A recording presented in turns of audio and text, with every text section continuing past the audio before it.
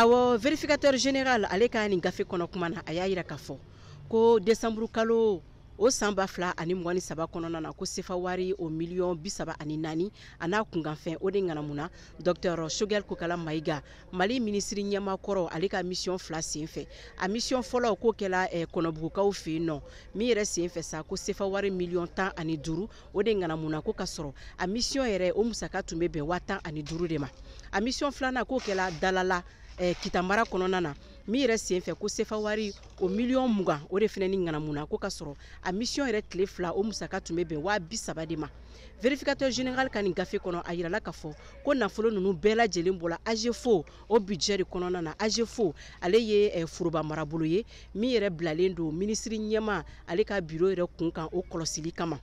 min ye Dr Choguel Kokala Maïga k'o fara a jɛɲɔgɔn caman kan a yirala k'a fɔ ko nafolo nin duna olu yɛrɛ de fɛ nka min ye a ka conseiller kunnafonidilaw a n'a bilasiralibagaw a yirala k'a fɔ k'olu ka musaka dunta k'o bɛnna sefa wari o miliyɔn 12 a n'a kunkanfɛn ma